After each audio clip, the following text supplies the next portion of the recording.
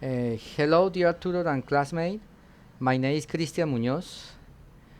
I am 22 years old. I was born and raised in Cali. I have been working for 20 years as a police officer. I am a student in the bachelor program in English as a foreign language. Now I'm going to present my answers to the question from step 2. Point number 1. What is the purpose of the course? The course learning purpose is to reinforce student foreign language, linguistics, sociolinguistics, and pragmatic competence to the completion of oral production tasks and given set of real-time interactions.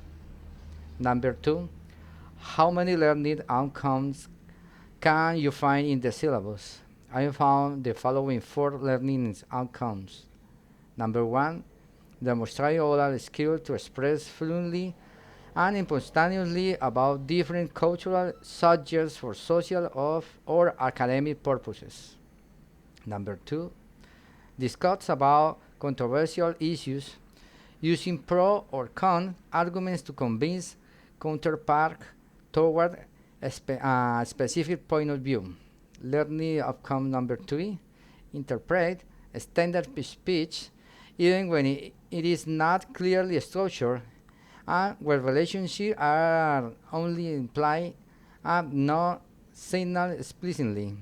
Learning outcome number 4, describe complex subjects with clear and detailed information, developing particular points and rounding off with appropriate conclusion.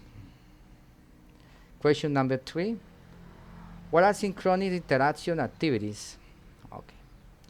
Before describing what are synchronous interaction activities, it's very important to mention what is synchronous interaction.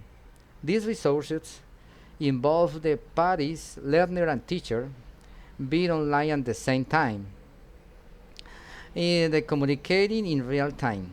The teaching and learning process is considered synchronous when both the teacher and student come together at the same time. During this synchronous time, the parties, learner and teacher, can develop activities such as educational video conference, interactive webinars, chat-based online discussion, and lecture that are broadcast at the same time they deliver. Question number 4, how many activities does the course have? The course has 6 activities. Number 5, which activities in the course imply real-time interaction? To participate in A weekly mandatory encounters, 1 hour long, to talk about diverse cultural and academic topics. To take part in an interview in pairs performing a move of the speaking part of the Sun Cambridge C1 Advance. To conduct online meeting or webinars through a web conference system presenting a complex academic, scientific, or cultural topic. Question number 6. Summarize with your own words the course rules and conditions. The rules and conditions to develop the course properly are clear and easy to understand. We must all try to always take them into account, and we also above all complete with them. It's essential that we must be able to use the technological tools adequately, such as Teams, Skype, or Zoom, to let us participate on time in all the synchronous activities. During all virtual interaction, we must be respectful, tolerant, and honest. Question number 7. Is your institution email working properly? Yes, it is. Continue with the step 2. Question number 1. Have you got an English language level certification? If not, what do you consider your level is at present? No, I haven't got it, but in reference of the language learning studies that I did, I consider my English level is a B1. Question number 2. How do you get the level you had now? Regarding my English learning process, it started 8 years ago. I was studying English in different language centers as a major, Colombo Institute, the National Learning Service, SENA, DINE, Berlitz English Center, and of course the English courses from my college. Number 3, why are you studying English as a foreign language?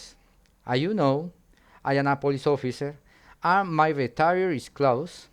For this new stage of my life, I wanted to be an English teacher because I love language learning and teaching. Question number 4. How is studying language as an adult different from studying it as a child? Okay. There are many suggestions about the role of the age in language acquisition.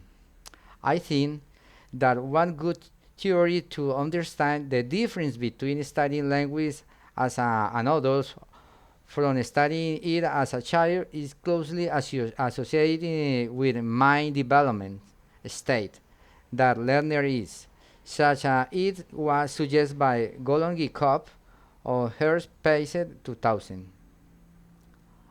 Okay, they suggest that in childhood language acquisition, whether a native language or a foreign language, is closely associated with a developing mind, whereas adult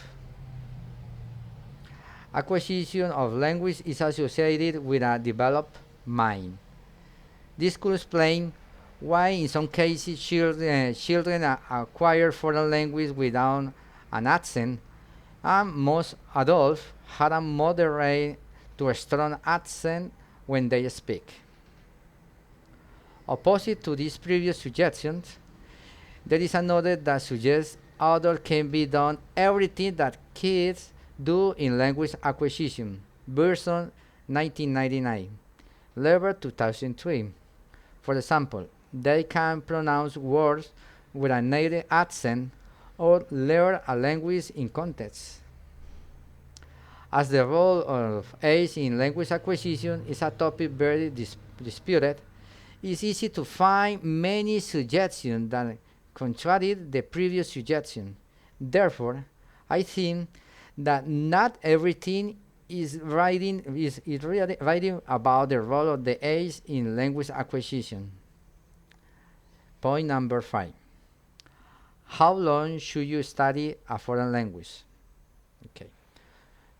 To know for how long a language student should study a foreign language must depend on how quickly the student learns, what level of proficiency he wants to get, and if the learner will have access to the foreign country or the interaction with a native speaker.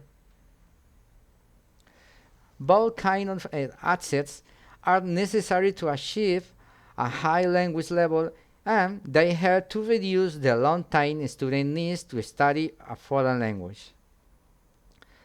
Question number 6. How can you make language learning part of your life in the future?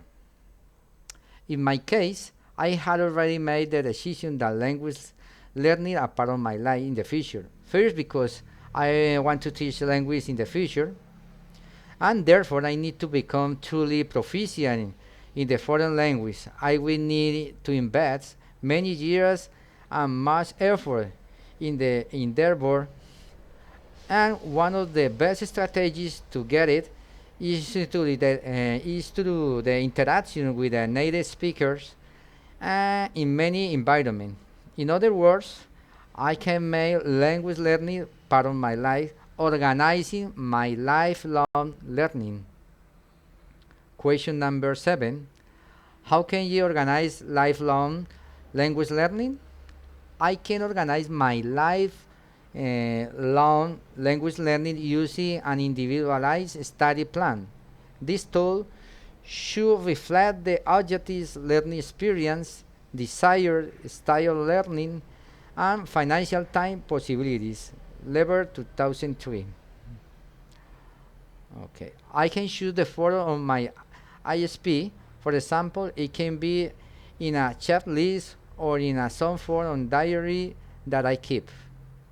It's essential that ISP should be cohesive, and it should reflect another step toward my ultimate goal. There should also be a mechanism for evaluating my progress on a periodic basis to check its effectiveness. This is all. Thanks for your attention and have a good one.